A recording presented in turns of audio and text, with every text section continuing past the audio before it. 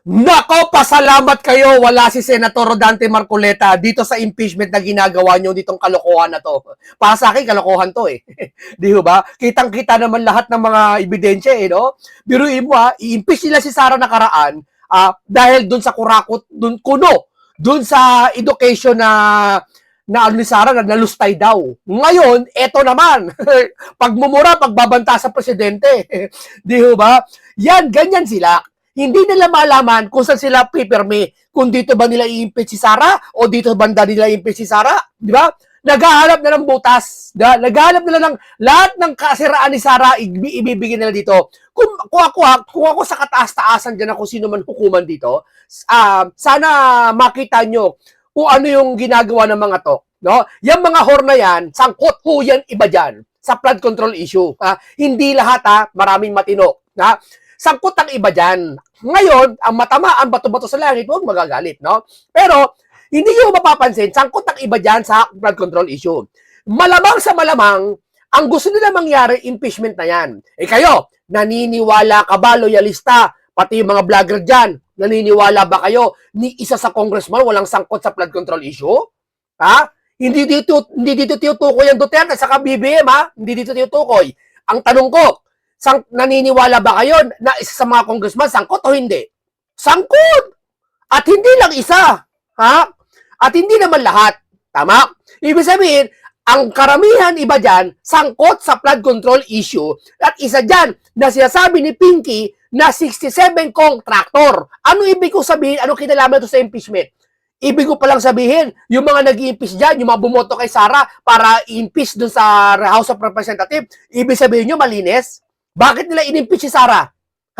Ibig nyo pala sabihin, dun sa 300, ba 300 plus yung nag-impeach yata kay Sara? Ibig nyo pala sabihin, maliban kay Libiste, maliban kay Henry Marcoleta, Libiste, at iba pa. Ibig nyo sabihin, anong urakot si Libiste sa si Henry Marcoleta? So, walang kinurakot yung dalawa. Tama? Kasi mayaman din si Libiste. Medyo may kaya din si Marcoleta. Tama? Okay. Dutin tayo sa congressman. Ibig nyo pala sabihin sa congressman, yung congressman, malilinis sila lahat? Hindi kayo naniniwala may nangurakot dyan? Meron! Magkakaisa tayo dyan. Walang kulay-kulay dyan. Dyan tayo nagkakaisa. Tama? Meron? Meron, wala. Diba? Yung sabihin ni Marcos na, mahiya naman kayo. Meron, wala. Kayo niya sinabi yon sa panahon ni Duterte, sa panahon niya yun. Sa panahon niya yun. Di ho ba? O ano ibig kong sabihin? Ibig nyo pala sabihin, yung taong sangkot sa 300 plus na yon, na hindi sangkot, bumoto para ma-impeach si Sara, sa 300 na yun, sa tingin mo, wala doon sangkot sa mali-malitang pera? Meron! So ano ibig kong sabihin? Ikaw magpapababa ng isang vice president, pero ikaw ay mas pinabababa mo yung presidente, i-impeach mo yung presidente dahil nanlustay ng 126 million. Tapos ikaw ang bumoto na House of Representatives, nabigyan ka ng maleta, higit doon sa ini-impeach mo. Tama? Isa ka doon. Ang kapal na mukha mo. So, ibig sabihin, yung impeachment niya, kung marunong tumingin yung kataas-taasan natin, alam ko naman, matatalino sila, no? Makikita nila yan. Makikita nila yan. Naisipin mo, ang boboto sa impeachment, isa sa mga sangkot sa maleta? Munting ka lang gano'n ka nakakasiguro. Sigurado! Ang isa sa kanila. Hindi lahat, Hindi lahat. Hindi lahat yun. Diba? Wala akong binabanggit. Hindi lahat. No? Sa lahat ng House of Representatives, hindi lahat na may nanguha ng pera. Maraming matino dyan. Maraming matino. No? Kahit tahimik lang, silent congressman lang, kahit sa distrito nila, sa mga probinsya, tahimik lang sila. At hindi sila yung iba natatakot lang, kaya pumirma sa impeachment ni Sara. Hindi lahat ng pumirma na bayaran. Tama? Pero di ba yung binuki ni Toby Chanko na bayaran? Di, alam mo yun? Di ba? Kay Toby Chanko ata galing yun, nakaraan. Ewan ko totoo yun. Pero huwag mo sabihin, huwag natin, ipalagay natin, hindi totoo lahat yan, na binayaran lahat ng pumirma ng impeachment ni Sara sa congressman. Pero, naniniwala ka ba? Huling tanong, naniniwala ka ba na sa lahat ng congressman dyan, walang kasangkot sa maleta? Wow, imposible. Kayo mag-ano. Pero hindi natin matutukoy hanggat walang investigasyon. Wala nang investigasyon kasi nangyayari. Ngayon, i-impeach mo yung isang pinakamataas na opisyal, pangalawang pinakamataas na opisyal ng Pilipinas, i-impeach mo? Ano ka? Paimbabaw ka? Ginagawa mo yung bagay na kaya mo ini-impeach si Sara. Pero ikaw rin mismo gumagawa. Halimbawa, ikaw, ako, magnanakaw ako. Tapos nakakita ako ng magnanakaw, galit na galit ako. Isa ka rin magnanakaw talamak ka nga Galit na galit ka. Ganun ba yon? Ay, ibig sabihin, wala kang sasabihin maganda kapag ka ganun. Lahat ng sasabihin mo, against kay Sara. Tama? Ba't mo pinabayaan? Di ba? O ngayon, ito. Dito malalaman mo talaga, ginisa ni Cayetano itong mga to. Nabilaukan itong siligutan yata to dito kay Senator Amy Marcos, no? Ito pa lang yan. Wala pa si Senator Dante Marcoleta. Kaya ito ang dahilan kung ba't nila kinulong si Senator Dante Marcoleta. Imagine, kung nandito si Senator Dante Marcoleta, tapos na ang laban na yan. Lagi nilang pinipigilan yung mama mag-imbestiga sa pag-control, pipigilan si Marcoleta. Sa impeachment, alam nila, taranta sila Sa tingin mo, ikaw sa tingin mo, imagine mo, bigyan ko kayo senaryo. Hindi ba, tanong lang hindi ba nagkaroon sila ng mga meeting-meeting? Baka yung mga House of Representatives at iba dyan? Baka lang hindi kaya nag-meeting-meeting sila tapos pinag-usapan, ipakulong si Marcoleta, sigurado makukulong sa Lunes yun. Kasi delikado yun. Pag yun sumali sa impeachment, lahat tayo yari. Hindi tayo mananalo doon. Hindi sila mananalo. House of Representatives, di ba pinagtulong-tulungan niya nila si Marcoleta noong nakaraan sa House of Representatives, na congressman pa siya? Hindi nanalo sila? What if pa kaya ngayon? Sa tingin nyo mananalo kayo kay Marcoleta? Lulusot kayo sa mga ganyan, yung mga typo-typo nyo? Kung kay Cayetano, nakarinig kayo ng mild na salita, makatwiran din. Kay Marcoleta, hindi lang yan marinig nyo. Mabubulang kang kay lahat dyan. Sabihin ko sa inyo. Kaya yan ang isa sa mga dahilan ba't nila pinakulong si Senator Rodante Marcoleta para hindi mapigilan ang impeachment na yan. Dahil alam nila yung mama na yan. Alam nila yung mga panahon na yan magsisimula na kinakatakutan nila si Senator Rodante Marcoleta. Dahil yun ang terror sa kanila. Aminin nyo sa hindi. Yun ang nakikita namin sa mga nangyayari ngayon. Yeah? Ito, panoorin po natin itong kung saan ginisa ng mga to si Senator ni Amy etong mga ito. And then yung task force, tinatap po dyan lahat ng regional offices. Anong information meron kayo about to dito sa central office? Anong resulta nun? Last question. Well, in so far as the NBI BARM is concerned, yung hawak ko pong region, meron kaming ongoing investigation pero hindi ho related doon sa kausap ni Sara. Meron kaming iniimbestigahan na nag-threaten sa presidente. Isipin mo, damay mo yung kwento niya. Parang no? Parang pakiramdam ko lang. Nag-iimbento Yeah. As a matter of fact, na-identify namin. So, ongoing pa siya. Nag-aantay lang kami ng order galing sa taas kung ano yung guidance. Thank you, Mr. President.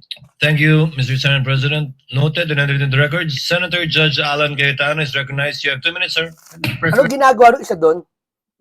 Ni Win? Anong ginagawa nun? Nanonood ka lang? Display ka lang? Di ba? Kakahiya, no? Tsaka gustuhan nilang wag maging Senate President si Cheese kasi baka bumaliktad sa kanila. Nilagay si Win. Pero ang lumalabas ngayon, si si Cheese. Susundan ko na yung kay Senator Win, Senate President. Yes po, Your Honor. Good afternoon, Mr. Witness. So, dediretsuin ko na, no?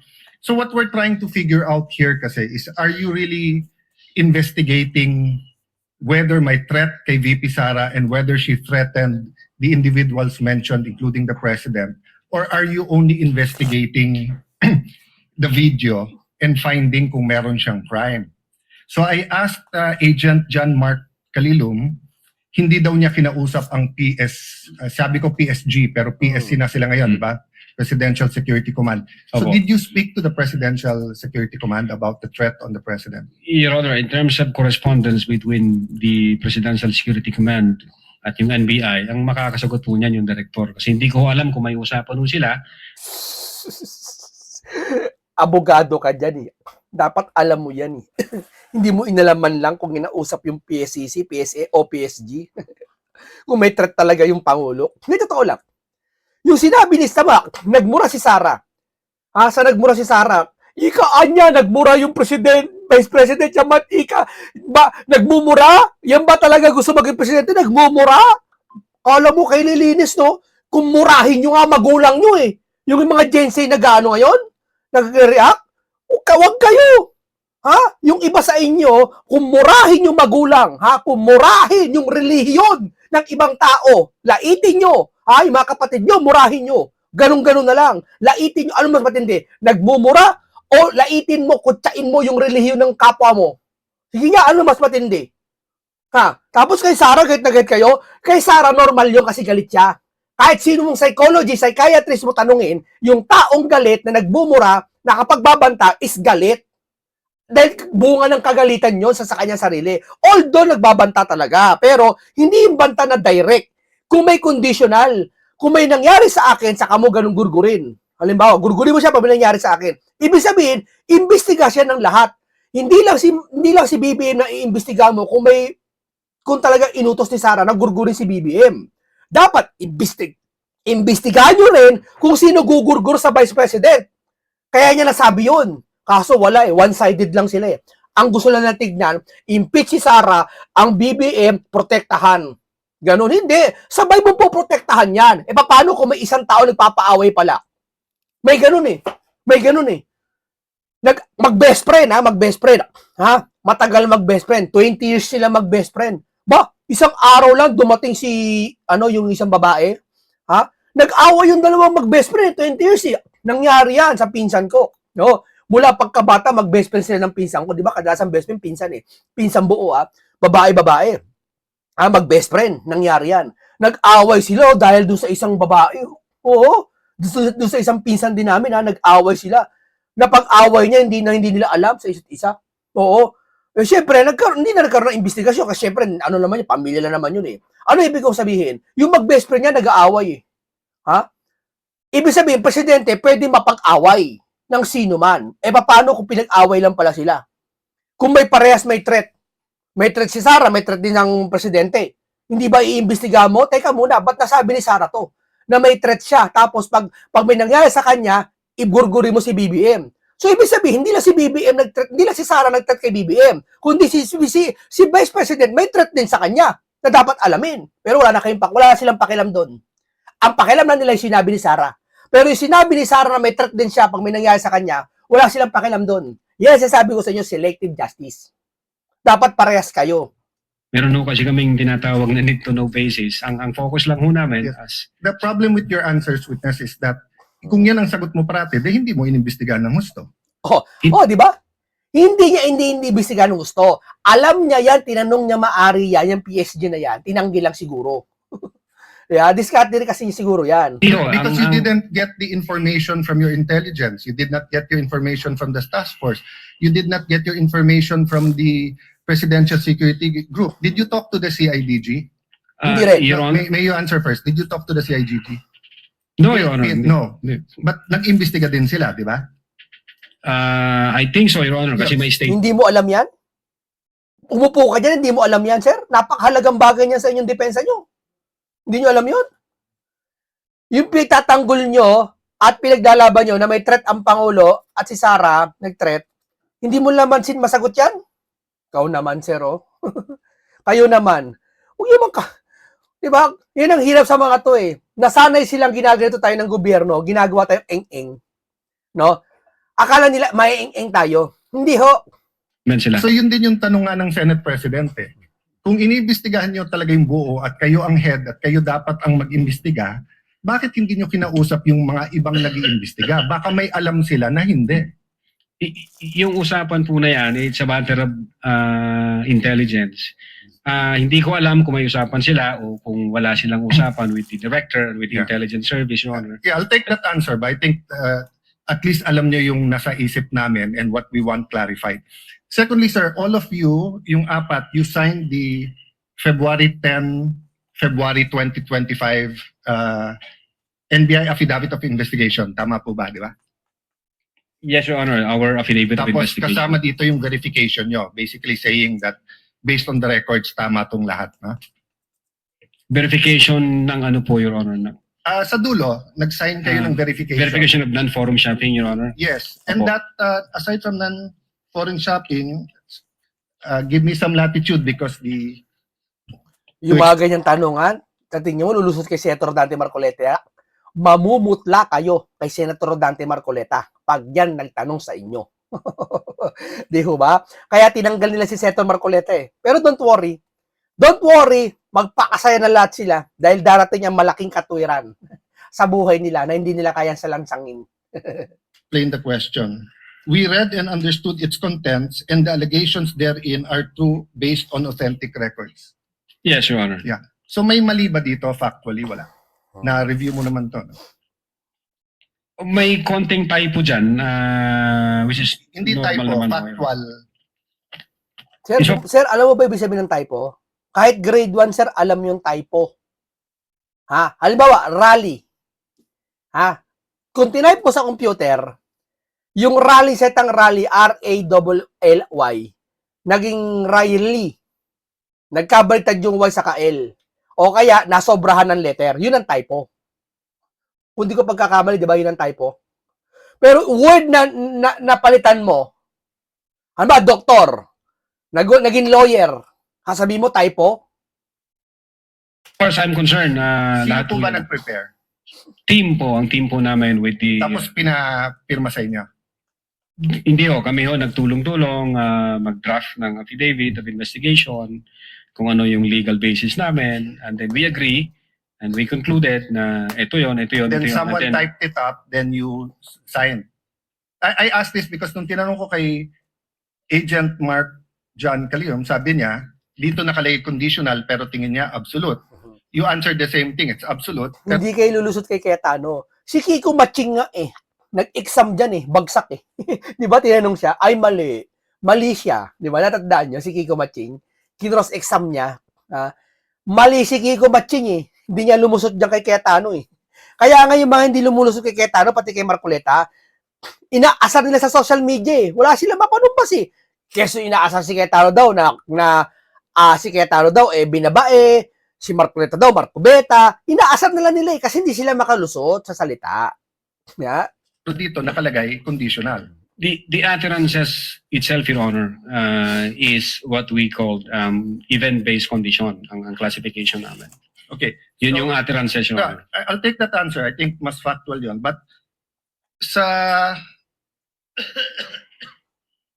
paragraph 51, was VP Duterte ever Secretary of the Department of Justice? Ayun na, Department of Justice. Ewan ko bakit nila ginawan Department of Justice ata si Sara. Sabi, fishing expedition. Alam niyo yung fishing expedition, di ba? Bahala na. Kung may mahuli tayong ebidensya, may magsabi ebidensya. Fishing expedition. No, Your Honor, Department of Education. Nakalagay dito, to recall, VP Duterte resigned as the Secretary of the Department of Justice, and she herself admitted that her relationship with the President has become toxic, and she would imagine her strangling him and cutting off her head. That's typo, Your Honor. That's not a typo. That is not a typo. Ano ka ngayon? Typo means yung department naging Department of Justice and Department of Education are two different things. Ang alam namin, If- sorry po. Yes, sir. That's it. Yeah, Department of Education ang alam Yeah. namin. So, kasi, I just filed my counter affidavit sa ombudsman about yung obstruction of justice. Ilang beses ko kailangan basahin kasi nga, pag may mali, pinirmahan nyo na sinasabi nyo, no? But anyway, Galing talaga ni Cayetano. Na-adlib niya pa yun, no? Yung obstruction of justice. Na-adlib niya pa yun. Ganyan kagaling tong taong ito. Bakit? Palabasa kasi ng Biblia to. Kaya hindi kayo uubra diyak. Yeah? Kaya pag lahat na nagbabasa ng Biblia, sinasabi ang baliw. Totoo. Kaya ako, kahit papaano kay Abante, kay Benny Abante, hindi ko masyadong titira si Benny Abante. Kahit gano'n eh. Bakit? Ginagalang ko siya dahil ginagalang niya yung Biblia. Nakita nyo kung paano ibsan at pagtakpan ng pag-ibig yung kasalanan ng isang tao dahil sa pagbabasa ng Biblia. Di ako, personally ko, hindi ko inaatake masyado si Benny Abante. Kahit alam kong marami siyang ginawang pagkakamali dito. Konti lang, slight lang, pero ayoko kasi ginagalang ko siya. Bakit? Nagbabasa siya ng Biblia eh. Alam niya ang nangyayari. Kaya siguro nagagawa niya lang yon syempre, siguro, dahil natatakot din siguro sa taas na sa nangyayari. Pero maiintindihan mo yung tao eh. Totoo lang kay Benny Abante. Palabasan ng Biblia yon. Bagaman hindi niya nasusunod yung mga nababasa niya, pero nagbabasa. Iba kasi, tiwala kasi ako sa sasabi ng Bible eh. Mapalad ang bumabasa at nakikinig. Pag ba binasa mo Biblia, hindi ka mapalad? Mapalad ka. Diyos nagsabi, papalad niya eh. Iba hindi nagbabasa. Sila Pinky. Kaya tignan mo, kondena yung utak nila, iba na eh. Pati yung mga vlogger, mga Pinoy Canada, yung salita nila masasakit na eh. Wala lang sa direksyon, walang katwiran eh. Kasi hindi nagbasa ng Biblia eh. Ang katwiran, paniniwala nila, gusto nila, paniwalaan nila eh. Di ba? Yung Biblia, nasulat yan sa mahabang panahon at sa iba't ibang panahon. At kailangan ng tao yan. Di ba? Kung kailangan ng tao ng pagkain, kailangan ng tao ng pagkain ng kaluluwa. O kaya si Cayetano, ba't ko na ipasok yan? Si Cayetano, nagbabasa ng Biblia to, kaya matalino. Yan mga yan, siguro sundot-sundot lang, John 3:16 lang, yun ang gagamitin. Di ba? Yun lang. Wala na. Going back to the condition, you mentioned the case of SPO2 Hamata. Yes, sir. But isn't it true that the lis mota of that case was really res judicata and double jeopardy? Meaning, hindi tinake up ng Supreme Court whether or not a condition. Yes, sir. Di ba? Opo. Oh, so that wasn't on point. Kasi I was going to ask, is there a difference if the condition is legal or illegal? Di ba? So halimbawa, pag sinabi ko sa yung, pag natanggal akong Senate President, patatanggal din kita. Yon. Okay. Yung babanta, conditional yun eh. Unang-una, legal naman akong tanggalin na Senate President. We always vote. There's nothing there. But if illegal, o pag pinapatay mo ko, papapatayin din kita. Is there a difference if the condition of why I will act or why I'm threatening you is an illegal act? Para yun lang, no? Para yun lang. Nagmurang ika si Sara, nagbantak. Kala mo hindi siya nakapagbabanta eh, no? Yun yung kampiyan nyo, yung flood control issue. Banta sa buhay ng tao, sa patuloy na hindi susunod na henerasyon. Etong nangyaring korupsyon, tahimik sila. Tapos yung salitang banta sa salita lang, alerto sila? Wow! Concern kayo? Sa taong bayan, di kayo concern, binabaha. Yung flood hindi na control. Kasi yung pang-control, ghost project yung pang-control. Kaya yung flood hindi makontrol. Sasabihin nyo, hindi kasi kaya hindi makontrol kasi yung taong bayan eh. Yung nagsasabi na, yung nagsasabi investigasyon, nagkakalat silang dumi. Biruin mo, sinisi mo pa yung mga nagsasabi, ako gusto ko investigasyon sa flood control. Sasabihan mo ako, nagkakalat ako. Kaya binabaha. Sabi, kasi in general yung sabi niya eh. Kaya daw, kaya yung mga galit, yung mga gusto ng investigasyon, yun yung sila nagkakalat. Ako gusto ko investigasyon, nagkakalat ako? Hoy, may bulsa ako. Kahit yung candy, binubulsa ko pag tinatapon ko kasi alam ko, mahal ko kalikasan. Alam ko, kukos ng baha yun. Kahit maliit na piraso ng candy. Diba? At sa flood control, kasama yung paglilinis. Oo, kasalanan ng tao, minsan, yung mga pagbaha. Pero, minsan, yung budget, pang-control, kasama rin yung paglilinis. Well, under the law, Your Honor, it says there that even the condition is unlawful. So, regardless of the nature of the condition, Yes. sir. No, I want to get lang into your mind when you sign this because nga medyo novel yung case to for me. Even as a lawyer, I have to do more research and see anong ibig sabihin nito grave threats dito because you keep mentioning we keep mentioning here that this is the second highest official in the land and therefore pag trinete niya ang pangulo. But who was the vice president claiming na pwedeng magpapatay sa kanya? Again, Your Honor, yun po yung reason ba't nag-issue kami ng subpoena. No, Gusto po namin. sa reading nyo nung statement niya, sino tinutukoy ng pangulo na mukhang mag-ooperate sa kanya ng Operation Romano? Sinong pinagbibintangan niya? Ang ganda ng tanong ni Cayetano. Parang ganito, bakit nasabi ni Sara na gugurgurin niya ang Pangulo kung sakaling gurgurin siya? Ibig sabihin, dapat alam nyo rin kung sino gugurguyos kay Sara. Ang gustong palabas ni Cayetano dito, pasimple lang, hindi halata. Nag-imbestiga ba kayo kay Sara o kay BBM lang? Di ba? Yun lang yun eh. Inimbestigahan nyo ba, baka meron din kay Sara gumurgur. Wala silang pakialam. Hindi, baga, hindi niya pananagutan yon. Abogado siya ni abogado siya ng Ang may pananagutan nun, yung mga nang i-impeach. Inalam ba nila?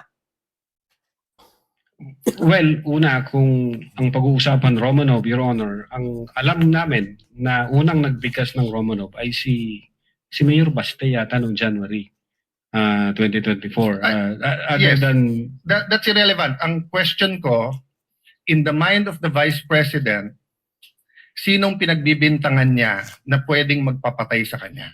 You said you investigated eh.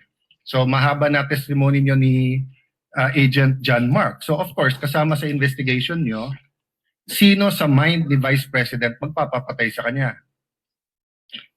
well, again, Your Honor, since wala kaming makuhang valid information, Ano, hindi ba klaro sa video na ang pinagbibintangan niya is the first lady, the president? Oo, may banta sa buhay ni Sara. Kaya siya nagbanta rin ng conditional. Inalam ba nila kung sino rin nagbabanta kay Sara?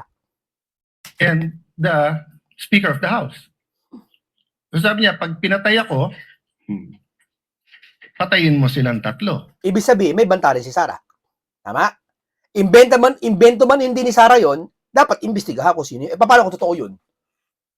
Paano kung totoo may banta kay Sara? Di ba? So ang pinagbibintangan niya na magpapapatay sa kanya, yung tatlo. Okay. I cannot answer to that, Your Honor. Senator Judge Alan, Yes. kindly wind up. But you have to be able to answer that because you're the one who investigated. And that is crucial. Why? Because part of your self-defense, so for example, if I know na sa senator judge, pag hindi ako bumoto one way or the other, papapatayin ako ng whatever, chief PNP or papapatay ako ng whoever. So pag sinabi kong, pag ako pinatay, si ganito nagpapatay sa akin. And then, ang difference, I don't usually give a threat na patayin mo rin. So could it be that actually that was the defense of the Vice President para hindi siya patayin? I don't know the state of the mind of the Vice President. But you've testified all throughout this afternoon that you went into her state of mind. Based on the series of events, Your Honor. Yes, and based on her statement. And her statement and the series of events is nag-away sila ng administrasyon. And the series of events is that sinasabi niya, pag ako'y pinatay, eto tatlo ang papatayin niyo. Okay, last question. Kay Attorney Lopez, tinanong din to ng Senate President ni Senator Tulfo. At di ko na itatanong pero Iba talino ni Cayetano, no? Sa mga congressman, sa mga senador diyan, no? Ang layo, no? Parang Redante Marcoleta din, no? Oo. Talagang makikita mo yung talino ng tao sa kanyang pananalita. Kanyang pananalita. Itong mga to, ibang senador diyan, tikom ang bibig eh. Tikom. Kasi may pinangingilagan. May pinipiling pag-usapan. Kaya natatakot sila magsalita. ni Senator Erwin Dento yung tungkol yung sinabi ni si Attorney Lopez, sabi mo, even before kasi nangyari yon, nakausap na ni Vice President yung papatay. That's the literal meaning of the statement. Yes, that's a literal meaning, but did you believe her? Well, she's the Vice President, sir. So she also said freedom of expression, so you also believe her? Not based on the evidence that what we gathered, sir. No, okay, so I'll stop there, but I'll read to you. Sinabi niyo kasi sedition. Ang galing talaga nito ni Cayetano, no? Parang Biblia, no? Nagdebate. Di ba sa Biblia, pag debate, may batayan. Nakasulat sa gantong bersikulo, sinabi ng ganito, sa debate ganyan eh. Hindi ka pwede magsalita sa debate na labag sa Biblia. Wala sa Biblia. Hindi ka pwede magbanggit ng kung ano-ano sa debate na wala sa Biblia. Kailangan nasusulat. Si Cayetano ang maganda rito, nasusulat. Pero tignan niyo po yung page 25 nung sarili niyong affidavit. Ha? Ayan na, ayan. Si Pakinggan nyo. Princess Maui, ang sinabi niya, ano po ba ang pwede niyong maging remedy para matapos na ito, lalo't nagsisigaw na po ang taong bayan na mag-people power na. So actually, Kayo na mag-people power kay Sara? wala, i-rally nga nila, puro bata eh. I would consider ang nag-uudyok si Princess Maui. Of course, we can discuss people power, but pero tignan niyo po ang sagot niya after yung sa pagpatay. Ang laban ay wala dyan sa EDSA, ma'am. Wala dyan sa mga highway. Ang laban, ma'am, nandun sa loob ng palasyo. Yan ang problema. We appreciate yung expression nyo ng disgust, ang pagkamuhi, ang hopelessness, kasi it reflects kung ano nararamdaman ng maraming milyon-milyon. Alam ko yan, ma'am. Kahit saan ako pumunta, ang sasabihin, binoto namin dahil sinabi mo, iboto namin. So if I look at that statement, parang baliktad. Parang sinasabi niyang huwag kayo mag-people power. Hindi, actually, kung May babasahin kausap kasi si Sara dyan. natin yung buo, may sinabi siya doon na natutuwa siya sa ginagawa nila. Sa ginagawa nila na active nagrarally. Pero sa people power, ito yung exact. But I won't argue with you. I'm just trying to get into your frame of mind. Yes, sure. When do you believe her and when do you not believe her? And what did you actually investigate? We based everything on the evidence that we've gathered. Thank you, Presiding Officer. Thank you, Mr. Witness. Apo. Thank you, Senator Magaling talaga to si Keta, no? Judge Alan Cayetano, Senator Judge Marcos, thereafter Senator Judge Aquino. Senator Marcos, you may proceed, ma'am, when you're ready. Thank you very much, Presiding Officer, and Attorney Lontok, Yes, maupay nga pag-abot din Mapaya ko lang, ma'am. aton Senado. Opo, ma'am. Okay, I'd like to affirm lang yung sinabi mo kanina na noong nangyari nga itong hating gabi na interview ni Vice President sa Zoom, agad-agad inorderan kayo, in-instruction na ng NBI na mag-imbestiga. Tama po yun. Hindi po, Your Honor. Sabado po yon, lunchtime, mayroon kaming meeting ako with the then Director Santiago. I think between 12 noon and 1 p.m. And then mayroong instruction na nanggaling kay Delta Santiago na, Jeremy, may kumakalat sa social media, may mga utterances na ginawa ang Vice Presidente. Imbestigahan natin. Since may cyber aspect ito, imbestigahan nyo na. Doon po nagsimula yon. Tama. So anong araw yon? Kasi andito sa inyong affidavit of investigation at yung sinabi ninyo na on even date, ang tinutukoy mo ba yung November 23 din? November 23, ma'am, kasi natapos ho ang Oo, Right. gabing-gabi kasi yon di ba? madaling araw po ng alauna, ma'am. That's right. So, nag-meeting kayo kaagad-agad? Ganun ba? Hindi, ma'am, hindi po kasi namin alam yun. Kailan kayo inutusan na mag-imbestiga? During lunchtime, nung may meeting kami ni then Director Santiago, pero iba ho ang iniimbestigahan namin krimen. Kasi yung salita niya, naniniwala kayo sa salita niya, yung tono mapapasin mo kasi mga kababayan, tayo kasi, nasanay tayo sa magulang natin, pinalaki tayo. Kaya yung utak natin, nasanay sa totoong sinasabi ng tao. Duda tayo pag yung tono ng salita, hindi totoo. Diba? Kasi magulang natin, naging totoo sa atin ng magulang natin sa pagpapalaki. Pag sinabi ng magulang natin, Stoy, iyo, boba ka dyan, mahuhulog ka dyan. Alam mo, mahuhulog ka talaga. Totoo sinabi ng magulang mo. Nasanay tayo hanggang sa lumaki tayo na totoo yung siya sabi ng magulang natin. Kaya alam natin, ano ibig sabihin ko? Alam natin yung tono ng salita na totoo o hindi. Na niloloko lang tayo. Pag sinabi ng magulang, ala, nasugatan ka, lalabas ang singsing pare dyan. Di ba? Pag sasugat, lalabas ang trend dyan. Alam mo, hindi totoo eh. Kahit sa tono pala ng salita sa paragraph eh. Di ba? Nasanay tayo. Tapos ngayon lumaki tayo, nagdududa tayo. Tama! Tama yung duda nyo. Nasanay tayo noon pa na alam natin yung totoong salita o hindi. Okay, pakiramdaman nyo si attorney kung totoo o hindi. Kayo musga. Kailan kayo sinabihan ng DOJ na mag-imbestiga? Anong araw? That same day, ma'am. Kaya nga, After November 23. November pa rin. 23. Oo, pareho lang. Yun ang sinabi ninyo kanina nung tinatanong kayo ng counsel ng prosecution. Yan din ang nakasaad. On even date ang nakasabi sa inyong affidavit. So, Yes, ma'am. okay. So, nag-umpisa na kayo. Kwento nga ninyo, four-phase yung investigasyon. Nag-umpisa sa identification. Nagbigay kayo ng hash value. Nag-preserve kayo ng data. Pagkatapos nag-research kayo. Subsequently, sinabi mo na meron kayong open source intelligence search at natuklasan ninyo na meron palang October 18 video na press con na naman ni OVP na nasa Facebook at may mga sinasabi na naman na puputulin yung ulo. Tama ba yon yung October 18 ang nakita ninyo? That's the continuation in the analysis phase, Your Honor. Oo. Yes, Your Honor. Kasi nag-research na kayo, no? Bilang fourth phase nga ng inyong investigasyon. Tama po ba? Hindi po, Your Honor. Yun yung third phase ho, yung analysis and attribution. Sa analysis pa at attribution. So third phase. Pero bandang huli na. Ang pinagtatakahan ko, kung inutusan kayo ng November 23 na magkaroon ng investigasyon, bakit napakaaga?